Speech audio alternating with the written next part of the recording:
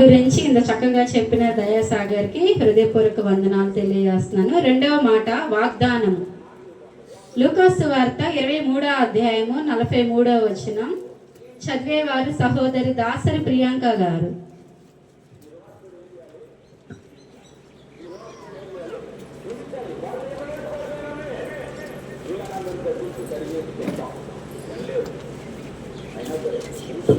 అందుకు ఆయన వానితో, నేడు నీవు నాతో కూడా పరదేశంలో ఉంది కానీ నిశ్చయంగా నీతో చెప్పుచున్నానని.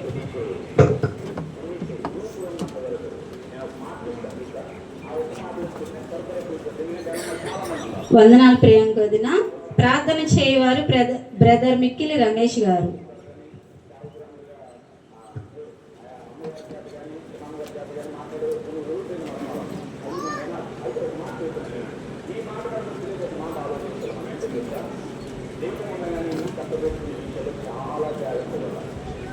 పరిశుద్ధుడు అయిన మా తండ్రి, జీవం గల మా దేవ, జీవాధిపతి, మహోన్నతుడా, మీకు వందనాలు. 2025 సంవత్సరాల క్రితం ప్రభా, ఈ భూమి మీద ప్రభా, పరలోకం నుండి నరరూపకు వచ్చి సర్వమానవుల కొరకు ప్రభా, అన్యాయపు తీర్పు నుండి రక్తం నితించి ఉన్నాను. అందుని బట్టి వందనాలు. ప్రతి వారు ప్రభా నీ స్వరూపంలో జీవించాలని నువ్వు ఆశ కలిగావు నాయన. మా ద్వారా మీరు స్తుతింపబడాలని, మా ద్వారా మీరు ఆరాధించబడాలని, మా ద్వారా నీ నామముని గణపరచాలని మీరు ఆశపడుతున్నారు ప్రభా. సర్వమానవుల కొరకు ప్రభా, ఇదిగోనైనా రక్తం సిందించామైనా, యేసు రక్తము ప్రతి పాపం నుండి పవిత్రులుగా చేయను అన్నావు నేను. అవును తండ్రి, మా ఆత్మీయ జీవితంలో విశ్వాసములో బలపడటకు నీ కృపను తెచ్చి, ఇదిగోనైనా నీ మనసు కలిగి జీవించుటకు నువ్వు ఈ లోకములో ప్రభా మానవ రూపం ఎత్తి ప్రభా ఇలాగ జీవించాలి, మానవుడికి సమస్తం సాధ్యమన్నట్లు ప్రభా నువ్వు మాలో ఉంటే అది నెరవేరిద్దని నువ్వు రూపించేవు నాయన. తండ్రి, వీరేం చేస్తున్నారో వీరెరుగరు, వీరిని క్షమించమన్నావు నాయన. ఆ మనస్సు ప్రభా కలిగిన వ్యక్తులు కొందరు బైబిల్ ఉన్నారు నాయన. ఉదాహరణకి స్టెఫెన్ ప్రభా ఆ మనస్సు కలిగి ప్రభా రాళ్లతో కొట్టుపడుచుండగా ప్రభా తండ్రి వీరేం చేస్తున్నారో వీరెరుగరు, వీరిని క్షమించన్నావు నాయన. ఆ స్వభావం మాలో ఏర్పడుటకు, ఆ వేదన, ఆ ప్రసవ వేదన మేము కలిగి జీవించుటకు నీ కృపను తెచ్చి, ఇదిగో నాయన రెండవ మాట కొరకు ప్రభా సిద్ధపడుచున్న బిడ్డను ప్రభా నీ నోటు పోరగా వాడుకొని ప్రభా ఆత్మీయ జీవితంలో విశ్వాసంలో బలపడే కృపను తెచ్చి సమస్తం నీ చేతులకు సమర్పిస్తూ మా ప్రభును, మా రక్షకుడు, మా విమోచకుడైన యేసుక్రీస్తు నామములో వేడుకుని స్తుతించి ప్రార్థిస్తున్నాం తండ్రి, ఆమేన్. వందనాలు మావయ్య. రెండవ మాట వాగ్దానమును గూర్చి మనకి వాక్యం అందించేవారు బ్రదర్ తలతోటి పేతురు గారు. నీవు నాతో పరదేశుడా నిరేయుండు పవనుండు ఇట్లు బలికే పవనుండు ఇట్లు బలికే పాపిగా చితి ఆహా మహాత్మా శరణ్య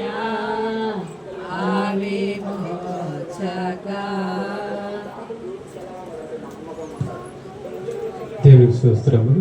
చేరవచ్చిన మీ అందరికీ నా హృదయపూర్వక వందనాలు. ఈ సిలువ ధ్యాన ప్రార్థన కొడుకొచ్చిన ప్రతి ఒక్క బిడ్డకి, ప్రతి కుటుంబానికి ప్రభువైన యేసుక్రీస్తు నామములో మీ అందరికీ మరొకసారి వందనాలు. ఈరోజు ఈ అవకాశం ఇచ్చిన అయ్యగారికి, అమ్మగారి కుటుంబ గారికి, సంఘానికి హృదయపూర్వక వందనాలు చెప్పుకుంటున్నాను. అలాగే మరి ఈ మాట కోసం, రెండో మాట కోసం ప్రార్థన చేసిన ప్రియాంక గారికి, అలాగే రమేష్ అన్నకి నా హృదయపూర్వకంగా వందనాలు చెప్పుకున్నాను. ఈ రెండో మాట ధ్యానించుకోవచ్చుండగా, ఈ రెండో మాట నాకు ఇచ్చిన వాగ్దానం లూకాసు వార్త 23వ అధ్యాయము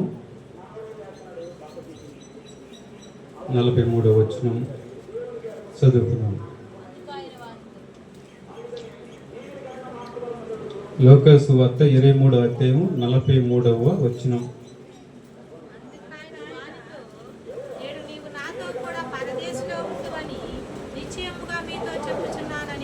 దేవుడి వాక్యం దీవించాల్సిందిగాక. ఈ వాక్యం ధ్యానించబోతుండగా నేను కొద్దిగా సాక్ష్యం ఉంది, అది చెబుతాను. నా కుటుంబంలో దేవుడు చేసిన మేళ్ళు అద్భుతాలు మీ ముందు పెట్టి ఈ వాక్యం ధ్యానిస్తాను. కొన్ని రోజుల క్రితం నేను అంతకుముందు సాక్ష్యం చెప్పాను మీ సంఘంలో, మరలా సాక్ష్యం చెప్పాలని ఆశపడుతున్నాను. గత కొన్ని నెలల క్రితం నేను ఒక బుధవారం ప్రార్థన కూడిక రోజున స్నానం చేసి ఇంట్లోకి బయటికి వెళ్ళి ఇంట్లోకి వస్తున్నప్పుడు కట్టెల పాము ఇంట్లోకి వచ్చింది. ఇంట్లోకి వచ్చి నా భార్య మంచం మీద కూర్చుని కాలు కింద పెట్టింది, పైన కూర్చుని ఉంది. ఇటు నా కుమార్తె ఉంది, ఇటు మా మద్దల కుమారుడు ఉన్నాడు, ముగ్గురు మంచం మీద కూర్చున్నారు. ఆ కట్టెల పాము వచ్చి నా భార్య కాలు కడకు వచ్చి ఆ కాలు కరవకుండా కాలు పక్కనగా ఎట్టెళ్తుంది. నేను ఇంకా స్నానం చేసి బుధవారం ప్రార్థన కూడుకోద్దాం రెడీ అయి ఉన్నప్పుడు ఆ పాము నా కంట్లో పడింది. ఇంకా అక్కడ ఇంటి దగ్గర బయటగా కర్ర ఉండేలా కర్ర తీసుకుని గబక్కలాగా ఎగురు దూకి ఇంట్లోకి వెళ్ళి ఆ కర్ర మీద వేసి కొట్టుకునేలేక మా మద్దలు కొట్టుకొచ్చాను. నేను ఇద్దరు కలిసి చంపేశాం. దేవుడు ఆ కుటుంబంలో ఇంత గొప్ప మేలు చేశాడు. ఆ రోజున ఇంకా నేను నా కన్నీళ్ళు కార్చి ఏసైకి కృతజ్ఞతలు చెల్లించాను. ఈ కొద్ది సాక్ష్యం ఏసై దీవించి ఆశించను కాక ఆమేన్. ఇలాంటి మీరు సాక్ష్యం చెప్తే ఏసైకి మహిమ కలిగింది. ఇలాంటి సాక్ష్యం చెప్పాలని దేవుడు ఎంతో ఎదురు చూస్తున్నాడు. సంఘం వచ్చే మీ బిడ్డలు ప్రతి ఒక్కరి బిడ్డ గారు సిగ్గుపడవద్దు. మీ కుటుంబంలో దేవుడు చేసిన మేలు అద్భుత ఆశ్చర్యకార్యములు ఇక్కడ నిలబడి ధైర్యంగా దేవుడు మీకు చేసిన మేలు చెప్పాలని, సాక్ష్యాలు చెప్పాలని సంఘంలో నేను మీకు చెబుతున్నాను. యేసయ్య ఆ రోజు సిలువలో ఉండి పలికిన మాట, రెండవ మాటగా లోక సువార్త 23వ అధ్యాయము 43వ వచనములో, అందుకు ఆయన నాతో కూడా నేడు నాతో కూడా పరదేశంలో ఉందని నిత్యంగా నీతో చెప్పుతున్నాను నేను. ఈ మాట యేసయ్య ఎవరితో చెప్పారో మీరు కొద్దిగా చెప్పగలరా? చుట్టుపక్కల ఉన్న దొంగతో చెప్పాడు. యేసయ్య గొప్ప దేవుడు, మంచి దేవుడు. ఆయన దొంగల కూడా క్షమించి పరదేశులు తీసుకెళ్ళేంత గొప్ప తండ్రి, అంత మంచి దేవుడు భూమి మీద మనకున్నాడు. ఆ యేసయ్యని మనం ఆరాధిస్తున్నాము. మరి ఇక్కడ కూర్చున్న మనలో దొంగలు ఎవరైనా ఉన్నారేమో. ఒకవేళ ఇక్కడ కూర్చున్న మనలో ఎవరైనా దొంగలు ఉన్నారేమో, మళ్ళీ మనం పరిశీలన చేసుకుందాం. ఏ విషయంలో మరి మనము ఆ రోజు వాళ్ళు దొంగలు ఇద్దరు సిలివేశారు. వాళ్ళు లూకా సువార్త 23వ అధ్యాయము 39వ వచనం ఒకసారి చదవాలని మిమ్మల్ని కోరుకుంటున్నాను. వేలాడు వేయబడిన ఆ నేరస్తులలో ఒకడు ఆయన దూషించి, నువ్వు క్రీస్తువు కదా, నిన్ను నువ్వు రక్షించుకును, మమ్మల్ని కూడా రక్షించమని చెప్పాను.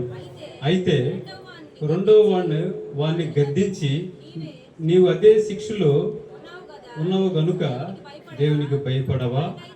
మనకైతే ఇది న్యాయమే, మనము చేసిన వాటికి తగిన ఫలము పొందుతున్నాము, కానీ ఈయన ఏ తప్పిదము చేయలేదని చెప్పాను. ఆయన చూసి, యేసు, నువ్వు నీ రాజ్యంలోనికి వచ్చినప్పుడు నన్ను జ్ఞాపకం చేసుకోనమనేను. దేవుడి వాక్యం దీవించాల్సింది గాక. ఆనాడు ఇద్దరు దొంగలు అక్కడ యేసయ్యతో పాటు ఒకటి కుడి వైపున ఒకటి ఎడమ వైపున సిలువేశారు. వాళ్ళు దొంగలు. లోక సువార్త 23వ అధ్యాయము 32వ వచనం చదవండి. మరి ఇద్దరు ఆయనతో కూడా చంపబడుటకు తేబడిరి. వారు నేరం చేసిన వారు నేరం చేసిన వారు. ఇద్దరు దొంగలు ఆనాడు ఆ దేశంలో దొంగతనం చేశారు.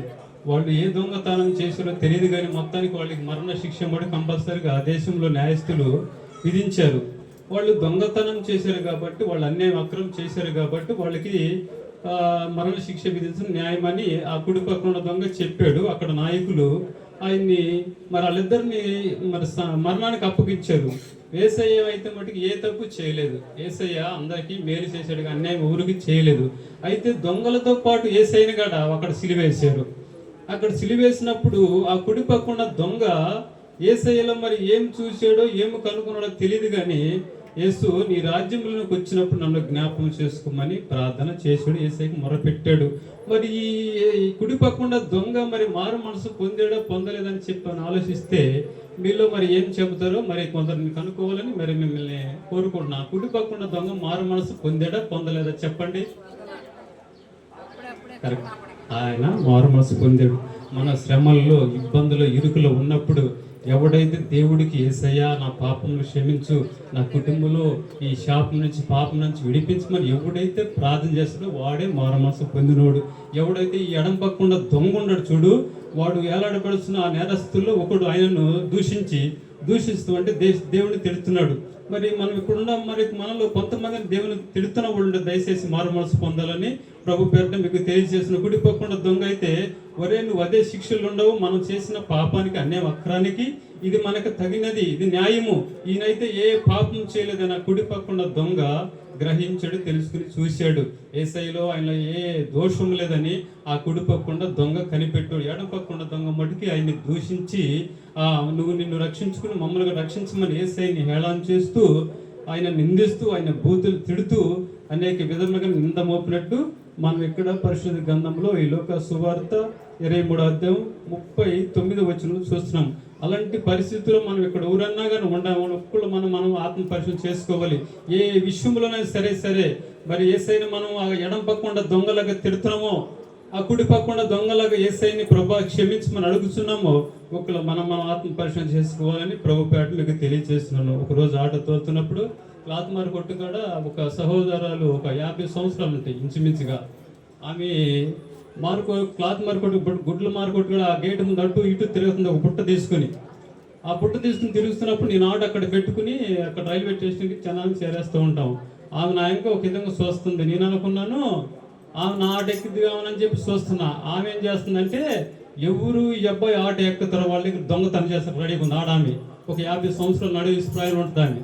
సరే కొద్దిసేపటికి మన ఉజిలిపేట 2 స్త్రీలు వచ్చారు. అయ్యా పలానా చోటకి మమ్మల్ని తీసుకెళ్ళంటే బాడీ మాటలు ఎక్కించుకున్నారు. 2 స్త్రీలు వాళ్ళు కుర్ర పిల్లలే ఎక్కారు. వాళ్ళు ఎక్కిన ఆమె ఎక్కింది. ఆమె ఎక్కి కరెక్ట్గా బస్ స్టాండ్ కాడికి వెళ్ళి లేకే వాళ్ళు పర్సు కొట్టేసేసింది. వాళ్ళకి తెలియదా. బస్ స్టాండ్కి వెళ్ళిన తర్వాత వాళ్ళు అయ్యో నా పర్సు ఆమె దిగి బస్సు ఎక్కుతూ నేను చూసా. ఆమె ఆటో దిగి నాకు ఛార్జ్ ఇచ్చి దిగి వేరే బస్సు ఎక్కుతూ దేవుడు నాకు ఆమె చూపించాడు. సరే ఆమె ఎక్కిన తర్వాత 2 స్త్రీలు దిబ్బ కొట్టుకుండా అయ్యో 30,000 పోను 20,000 పోను మా ఆయన ఊరుకోడని చెప్పి ఆమె గొందరగోళం చేస్తుంది. ఏందమ్మంటే అయ్యో నా పర్సు కొట్టేసిందామంటే ఇప్పుడే బస్సు ఎక్కిందాం లేక ఆ బస్సు ఓవర్ బ్రిడ్జి దాటి కారంచేడు బ్రిడ్జి కాడికి వెళ్ళిపోయింది, దాటేసేసింది. అయ్యో అనగలేక ఎక్కడని చెప్పండి. బర్రని ఇంకా ఆటో తీసుకుని వెళ్ళలేక బస్సు మాకు అందలేదు. కానీ ఇంకా మా ఆటో అంపటి ఒక కుర్రోడు బైక్ వేసుకొస్తున్న కుర్రోడికి చెప్పాం, బాబు ఆ బస్సుని అర్జెంటుగా లాపనగలే. ఆ కుర్రోడు వెళ్ళి కరెక్ట్గా అక్కడ లారీ స్టాండ్ ఉంది మన కారంచేడు వెళ్ళే రూట్లో బ్రిడ్జి కాడ బ్రిడ్జి ముందు ఆపేసేసాడు. బస్సు ఎత్తుకెళ్ళి ఆ బస్సు ముందు ఆటో పెట్టేసేసా. ఇక పర్సు పోయినా గబగబలాగా ఎత్తుకుంటే వెళ్ళి బస్సులోకి వెళ్ళిపోయింది. అట్టమ్మని ఒకటి తీసి బస్సు అందంట. అమ్మ అని చూడలేదమ్మ గబక్కని తీసుకున్నాడంట. తీసుకుని ఇక వచ్చేసిన తర్వాత ఇంకా ఆ స్త్రీల సహోదరులు అన్న మాట ఏంటంటే, అయ్యా నువ్వు మాకు దేవుళ్ళగా దొరికావు, దేవుడు మిమ్మల్ని పంపాడని చెప్పేసి ఎంత ఇవ్వను నాకు అర్థం కావట్లేదు అన్న అని చెప్పేసి బతిలాడితే పర్లేదు ఆమె ఎంత కంతించి బాడీ మాటలు 70 రూపాయలు అంత మాట్లాడుకున్నాను, 80 రూపాయలు అంత ఇచ్చారు. అట్లాగే మరి ఈ దొంగతనం చేసేవాళ్ళు కొంతమంది ఉండరు, స్త్రీలో ఉండరు, పురుషులు ఉండరు. ఆనాడు వీళ్ళు దొంగలు యెరూషలేము పట్టణంలోనూ ఆ పల్లెటూరు ప్రాంతంలో ఎక్కడ దొంగతనం 2 దొంగలు తీసుకొచ్చి చేసేతో పాటు కూడా సిలువేశారు. సిలువేసినప్పుడు అక్కడ ఏం చూసాడు, కుడి పక్కన దొంగ యేసయ్యను చూసి యేసయ్య నన్ను క్షమించి నీ రాజ్యంలోకి వచ్చిన క్షమించమని ఆ కుడి పక్కన దొంగ యేసయ్యని హృదయపూర్వకంగా మారు మనసు పొంది అడిగినప్పుడు యేసయ్య మనమైతే దొంగలు క్షమించలేము. ఎందుకంటే మన కఠినమైన వాళ్ళు కనుక మనం కూడా సహాయం మనుషులు కాబట్టి మనం క్షమించలేము. ఆ బంగారు తండ్రి యేసయ్య అయితే నేడే నువ్వు నాతో కూడా పరదేశంలో ఉంటావని ఆయన ఆ కుడి పక్కన ఉన్న దొంగని మరి ఆయన స్వీకరించాడు. మనం కూడా శిష్యుల్లో దొంగతనం చేసిన ఉండొచ్చు ఇక్కడ మనలో ఏ విషయంలో. వాళ్ళేమో ఆనాడు మరి ఏమి దొంగతనం చేసి వాడు మరణానికి అప్పగించాడు. మరి మనమైతే మరి ఏ దొంగలమో మరి మంచోళ్ళు మన ఆత్మ పరిశీలన చేసుకోవాలని ప్రభుపేట మీకు తెలియపరుస్తున్నాను. ఈ రోజున మరి ప్రతి ఒక్క గారికి వచ్చిన ప్రతి ఒక్క బిడ్డ మరి హృదయపూర్వకంగా ఆయన్ని మరి ఒప్పుకోవని అడగాలి. యేసయ్యా నేను చేసిన నా పాప దోష అతిక్రమాలను క్షమించి ప్రభా నేను కూడా కుడిపక్క దొంగవలే ఏం పాపం చేసి నేను దొంగతనం చేసి తెలియదు ప్రభా, దయతో నన్ను కూడా జ్ఞాపకం చేసుకో ప్రభా అని ఒక్క చిన్న ప్రార్థన చేస్తాడు. అక్కడ కుర్ర ఆయన ఏం చేసి ఒక్క చిన్న మాట అడిగాడు, యేసయ్యా అయ్యా నన్ను ఒక్కసారి జ్ఞాపకం చేసుకోండి. యేసయ్య ఒక్క చిన్న మాటకి ఆయన్ని పరలోకం తీసుకెళ్తానికి ఇష్టపడ్డాడు. ఆ యేసయ్య మరి దేవుడు ఎంత గొప్ప దేవుడు అంటే, ఎంత ఘోర పాపనైనా ఆనాడు ఆహాబును కూడా, ఆహాబు ఎంతో ఘోరమైన యెజెబెలు చండాలమైన చెడ్డ క్రియలు ఆనాడు ఇశ్రాయేల్ దేశంలో చేసి ఇశ్రాయేలుకి విరోధం, దేవుడికి విరోధం ఎన్నో కార్యం చేసినప్పుడు యెజెబెలు అయితే మారు మనసు పొందలేదు. కానీ ఆహాబు ఇశ్రాయేలుడు కనుక, ఇశ్రాయేలుకి రాజు కనుక గోనెపట్ట కట్టుకుని ఉపవాసం ఉండి, ఇలాంటి ఉపవాస ప్రార్థన పెట్టి ఉపవాసం ఉండి మోకాళ్ళ నుండి గోనెపట్ట మీద కూర్చుని ప్రార్థన చేశాడు. ప్రభా దయతో నన్ను క్షమించమన్న ఉగ్రత ఆహాబు టైంలో తీసేసి ఆయన బిడ్డల మీద పంపించాడు. ఎప్పుడైనా సరే కుమారులు కానీ కుమార్తెలు కానీ తల్లిదండ్రులు కానీ యేసయ్యను ఒక్కసారి కానీ ప్రభా నేను ఘోర పాపిని దుష్ట దుర్మార్గుడని చెప్పి ఒక్క చిన్న ప్రార్థన చేస్తే చాలు, యేసయ్య రెడీగా సంసిద్ధంగా ఉన్నాడు, క్షమించి పరలోకం తీసుకెళ్తాను రెడీగా చేరవచ్చినప్పుడు ఈ బిడ్డలకి నేను చెప్పేది అంటే ఇంకో దొంగ ఉన్నాడు. యోహాను సువార్త 12వ అధ్యాయము 4వ వచనం. ఆయన శిష్యుల ఒకడు అనగా ఆయన అప్పగింపనయున్న ఇస్రాయేలు యూదా ఈ అత్తరెందుకు 300 దేనారాలకు కమ్మి బీదలకు ఇయ్యలేదనెను. వాడు అలాగా చెప్పినది బీదల మీద శ్రద్ధ కలిగి కాదు, కానీ వాడు దొంగ ఉండి తన దగ్గర డబ్బు సంచి ఉన్నందున అందులో వేచున్న దొంగిలించి వచ్చాను గనుక అలాగే చెప్పాను. ఈ ఇద్దరు దొంగలు ఈ లోక సంబంధమైన వాడి జీవన ఉపకారం కోసం దొంగతనం చేస్తున్నాడు. కానీ ఈ ఇస్రాయేలు యోధ డైరెక్ట్ గా దేవుని మందిరంలోకి దేవుని సొమ్మె దొంగతనం చేస్తాడు. ఎంత ఘోర పాపం అంటే ఆ ఇస్రాయేలు యోధ ఎంత ఘోరమైన శిక్ష అనిపించంటే మనందరికి తెలుసు. అది ఎంత ఘోరమైన నేరం అంటే అది చెప్పలేనిది. దయచేసి దేవుని మందిరకు వస్తున్నాం, మనం దేవుని సొమ్ము దొంగిలించకూడదు. దేవుడు ఊరుకోడు, ఎవడు ఊరుకున్నా అది ఎవరికి తెలియపోయినా దేవుడికి కంపల్సరీగా తెలుసు. హృదయాంతరాలు మెరిగిన దేవుడు. దేవుని మందిరకు వస్తున్న మనం క్రమంగా ఆయన నియమించిన కట్టడలను న్యాయ విధుల శాస్త్రం అనుసరించి నడవాలి. అలా నడకపోతే దేవుడు ఊడుకాడు. ఆనాడు ఇశ్రాయేలు యోధను అప్పగించేసేసాడు సైతానికి. వాడు తీసుకెళ్లి ఊరు పెట్టుకుని చచ్చేటట్టు చేశాడు.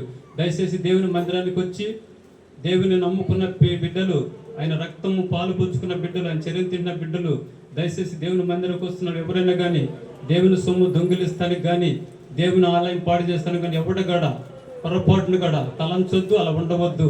జాగ్రత్తగా ఉండాలని ప్రభు పేట మీ అందరికి తెలియజేస్తున్నాను. ఆనాడు ఇశ్రాయేలు యూదా యేసయ్య డబ్బులు తీస్తున్నాడు. యేసయ్య పలుమార్లు తెలుసు, అయినా కూడా మారతాడని ఛానల్ చూశాడు కానీ మారలా. అలా వాక్యంలో రాసి పెట్టింది, అలా ఆయన జీవితం నడిచింది. ఆనాడు ఇశ్రాయేలు యోధ ఎంత భయంకరంగా పన్నాపంగాడంటే, అంతేకాదు ఆ డబ్బులు తీస్తమే కాదు, యేసయ్యతో ఉంటూ యేసయ్యను నమ్ముకుంటానికి ప్రధాన యాజకులకి సద్దుకాయలకి శాస్త్రులకును ఆనాడు యేసయ్యను కూడా అమ్ముకుని ఎన్ని నాళ్ళను తీసుకుని అనుభవించాలని ఎంతో ఆశపడ్డాడు. అంటే ఆయనలో ఒక క్రియ ఉంది, ధనాపేక్ష అనే క్రియ. యేసు ప్రభుని నమ్ముకుని యేసు ప్రభుని వెంబడిస్తూ దేవుని మందిరం కోసం ప్రియ బిడ్డలారా, ఈ ధనాపేక్షని దయచేసి ఆ అనుభవంలో నేను అనుభవించి నరకయాతన పడుతున్నాడు కనుక మీ అందరూ సభాముఖంగా చెబుతున్నా, ధనాపేక్ష తీసేయాలని ప్రభు పేట మీ అందరికి తెలియజేస్తున్నాను. ఉన్న దాంట్లో తృప్తి పొందండి. దేనికోసం లేని పోటాడుకు ఆశపడి అతి ఘోరమైన దుస్థితులు ఇప్పుడు ప్రజలు ఉన్నారు. అది మన కులంలో ఎక్కువ ఉంది. ఎందుకంటే లేనిపోయిన ఆశలకు పోయి, లేనిపోయిన కోరికలకు పోయి అతి భయంకర వేదన పడుతున్న కులం మీద ఉంటే మన కులము. ఎందుకంటే ప్రతిదానికి 30,000 40,000 రూపాయలు సెల్ఫోన్ అవసరంలా. ఒకవేళ అవసరం ఉంటే దాన్ని చక్కగా ఉపయోగించుకోండి. సెల్ఫోన్లు కొనుక్కుని యవన బిడ్డలు ఎంత చెడిపోతారు. పెద్దవాళ్ళు, చిన్న బిడ్డలు, చిన్న పసి బిడ్డలు మొదలుకుని వృద్ధుల వరకు నేను చూస్తున్నా ఎంత చెడిపోతారంటే అది మీ హృదయాలకు తెలుస్తుందో లేదో. సెల్ఫోన్ కొనుక్కోవడం తప్పు కాదు. ఆ కొనుక్కున్న ఫోన్ని మంచి వాడుకున్న చెడ్డ వాడుకున్న దయచేసి ఒక్కసారి ఇక్కడ వాకుండా ప్రతి ఒక్క బిడ్డ తెలుసుకొని ప్రభు పేట మీకు తెలియజేస్తున్నాను. పసిబిడ్డలు కూడా ఫోన్ ఇచ్చి పసిబిడ్డలకు నల్ల తాళ్ళు కట్టి ఎంత ఘోరం ఉందంటే, యేసుప్రభు లోకం అనుసరించిన వాళ్ళు కట్టుకుంటారు, అది సహజం. యేసుప్రభు నమ్ముకుని రొట్టెరాజు తీసుకుంటాం, ఇక్కడ వచ్చి పాటలు పాడతా ఎంత ఘోరంగా జీవిస్తున్నానంటే నేను చూస్తున్నా. మీ చెడ్డవాడిని నేను మంచి, నేను కూడా చెడ్డవాడిని. మీ అందరితో పాటు మనందరము మన ఆత్మ హృదయాన్ని పరిశీలన చేసుకుని మనం సరి చేసుకోవాలని ప్రభుపేట మీ అందరికి తెలియజేస్తున్నాను. లోకంలో చూస్తున్నది ఘోరమైన దుస్థితిలో ఉంది. ఏమి చేస్తున్నా తెలియకపోయిన పరిస్థితి. దయతో మీ అందరూ కూడా చక్కగా ఉపయోగించుకోవాలి. లేనిపోయిన ఆశలు కోరికలు పెట్టుకోదు, కుటుంబాల అప్పులు పాలయ్యి వేతన పడుతూ దేవుడి మీద నింద మోపుతూ అతి ఘోరంగా దేవుడిని దూషిస్తూ దేవుడిని నిందిస్తూ నువ్వు లేనిపోయిన ఆశలకు పోయి, లేనిపోయిన కోరికలకు పోయి, లేనిపోయిన అప్పులు తెచ్చుకుని దేవుడి మీద నిందించొద్దని ప్రభు పేట మీ అందరికీ తెలియజేస్తున్నాను. ఉన్న దాంట్లో తృప్తి పడండి. లేనిపోయిన ఆశలు కోరికలకు వెళ్ళొద్దు. 1,50,000 రూపాయలు బండి అవసరంలా, సెకండ్ హ్యాండ్ బండి 10,000 చాలు. 30,000-40,000 రూపాయలు పోయిన అవసరంలా. నవ్వితే నవ్వండి. నేను ప్రభు పేట నిలబడి చెబుతున్నాను. ఈ మాట మీరు శ్రద్ధకు తీసుకున్నారో సరే పాలరాతి పెట్టి ఇల్లు కట్టుకుని అవసరంలా. ఆనాడు పూర్వీకులు చక్కన పాకాలుండి కాపురాలు చేశారు. ఆనాడు ఏ అప్పులు లేవు. ఈనాడు లేనిపోయిన కోరికలకు పోయి అతి భయంకరమైన అప్పులకు పోయి అల్లాడిపోతున్న కుటుంబాలు మన కులాలు ఎన్నో ఉండి అల్లాడిపోతున్నారు, తల్లడిల్లిపోతున్నారు. చచ్చిపోతే బాగుంటాను మనుషులు లేకపోలేదు. దయచేసి అలాంటి ఆశలకు పోవద్దని ప్రభు పేట నిలబడి అలాంటి స్థితిలో ఉండవాడిని నేను ఒకడిని. అల్లాడిపోతున్న అప్పుల సమస్యతో నిన్న నేను ఇక్కడ లేను, గొప్ప పనికి వెళ్తే 1000 రూపాయలు వస్తుందని చెప్పి ఉందాం అనుకున్నా, కానీ ఉంటాను పరిస్థితి లేదు. డోహరా గట్ల అప్పుల పాలు, అతి ఘోరమైన పరిస్థితి. ఇంట్లో పనికి వెళ్ళకుండా, సోమరతనం, పని చేయకుండా దేవుడు మాకేం చేశాడు, దేవుడు మాకేం సోమరపోతులు మనం. మొగుడు పిల్ల చక్కగా పని చేసుకుంటా, ఇంట్లో ఏ కొరత ఏ ఉండదు. ఇంటికాడు ఉండి పనికి వెళ్ళకుండా దేవుడు మాకేం చేశాడు, దేవుడు మాకేం చేశాడు, దేవుడు అలా చెప్పలా. సోమవారం అనే చెడ్డ దాసుడు శివన దగ్గరికి వెళ్ళి నేర్చుకోమన్నాడు. మనం అలా చేయకుండా లేనిపోయిన ఆశలకు పోయి లేనిపోయిన కొని అప్పులు పాలయ్యే దేవుడిని నిందిస్తున్నాం. దయతో అలా ఉండొద్దని ప్రజలైనా మీ అందరికి చెప్తున్నాను.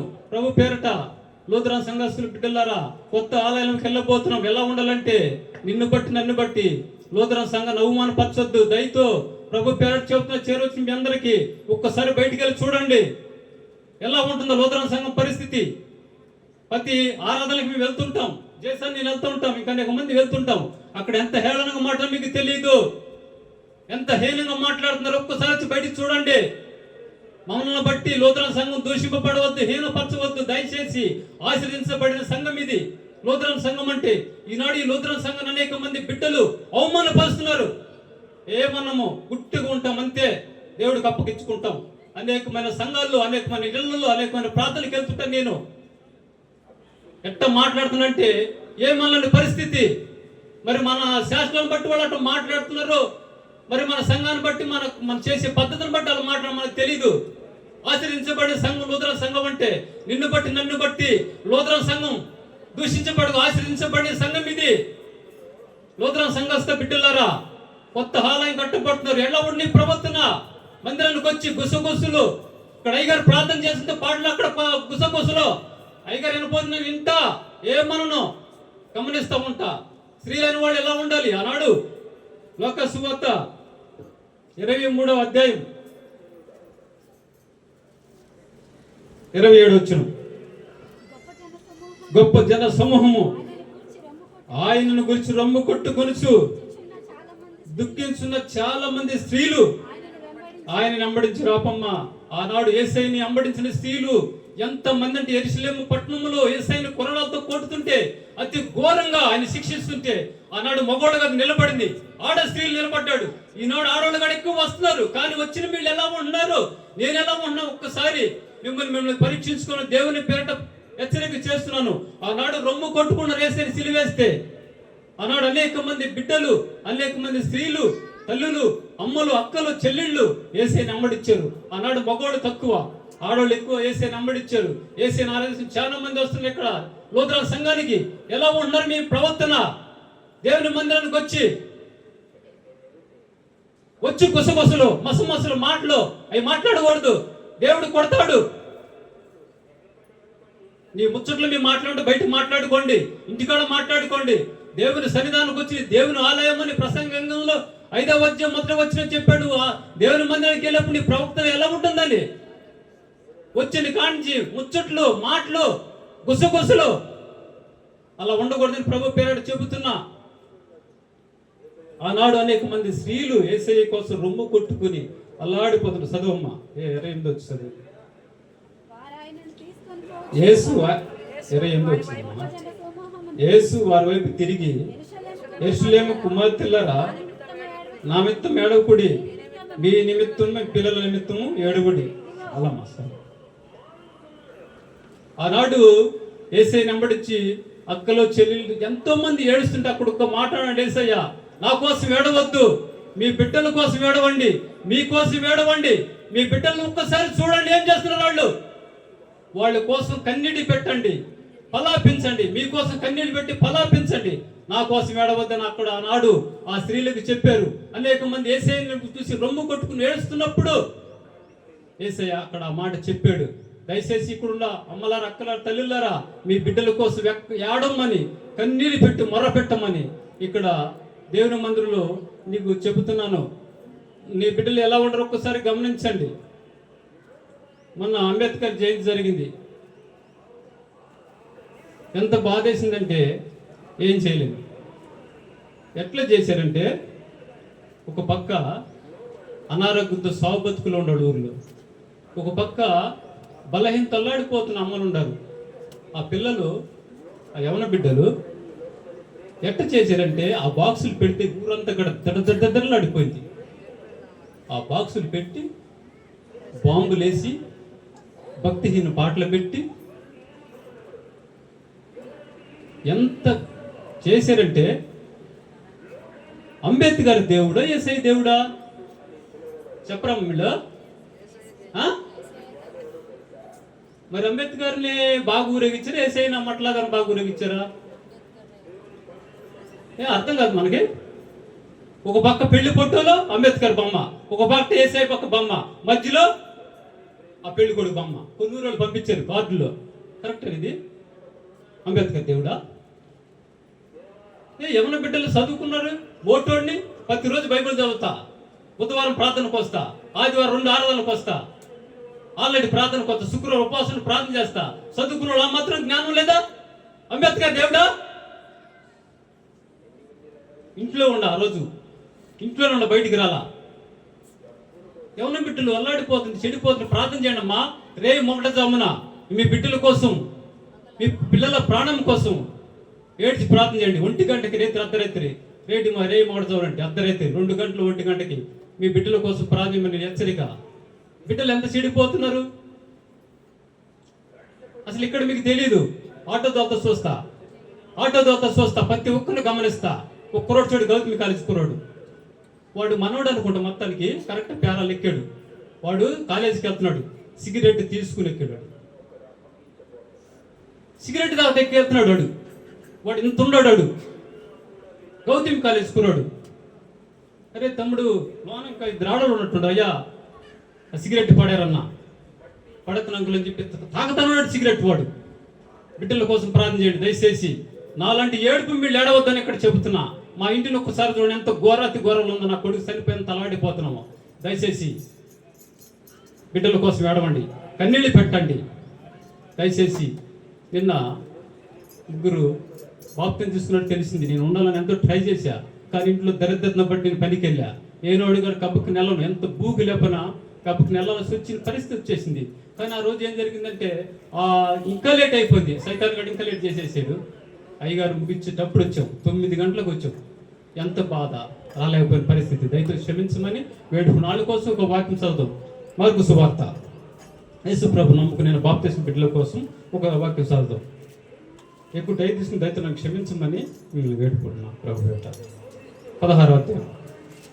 యేసు ప్రభు నిన్న అంగీకరించి మారుమనసు పొంది బాప్తిజం బిడ్డల కోసం ఒక వాక్యం చదువుతాం. లోకాసు సువార్త 16వ అధ్యాయం 16వ వచనం. నమ్మి బాప్తిజం పొందినవాడు రక్షించబడును, నమ్మర వారికి శిక్ష విధించబడును. నిన్న 3 బిడ్డలు నమ్మారు సంఘంలో, లూథరన్ సంఘంలో. ఈ లూథరన్ సంఘంకి వస్తూ, ఈ సుందర లూథరన్ సంఘంలో వాక్యం వింటూ, ఈ లూథరన్ సంఘంలో బలపడుతూ 3 బిడ్డలు బాప్తిజం తీసుకున్న వాళ్ళు రక్షించబడ్డారు. వాళ్ళు రక్షించబడిన తర్వాత వెనక తట్టు చూడకూడదు. ఎన్ని కష్టాలు, ఎన్ని ఇబ్బందులు వచ్చినా సరే యేసయ్య అనాలి. వెనకెళ్తే యేసయ్యకి నచ్చదు. యోబు బిడ్డలు చనిపోయి, పనివారు చనిపోయి, గొర్రెలు మందలన్నీ చనిపోయినా కానీ దేవుడు చంపేసినా సరే నేను దేవుని మందిరం వదిలిపెట్టనున్నాడు. డబల్ రెట్టు పొందుకున్నాడు, డబల్ ఆశీర్వాదాలు పొందుకున్నాడు. ప్రభు పేరు నిన్న బాప్తిజం తీసుకుంటున్న బిడ్డలకి హెచ్చరిక ఏంటంటే, నిన్న బాప్తిజం తీసుకున్న వీళ్ళు ఎక్కడ మాత్రం కూడా వెనకడికి వేయకూడదు.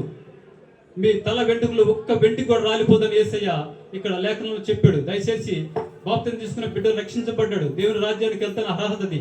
దానికి తగినట్టు మీ ముగ్గురు ఉండాలని ప్రభు పేట మీకు తెలియజేస్తున్నాను. ఇంకా మరి చాలా మంది చెప్పాల్సిన చాలా వాక్యాలు ఉన్నాయి. దయతో నన్ను క్షమించమని మరి లూథరన్ సంఘం బిడ్డలకి నేనేమన్నా తెలియక తప్పు మాట దయతో క్షమించమని నా ప్రభు పేట వేడుకున్నా. ఈ కొద్ది వాక్యం యేసయ్య దీవించి ఆస్వాదించును గాక. ఆమేన్.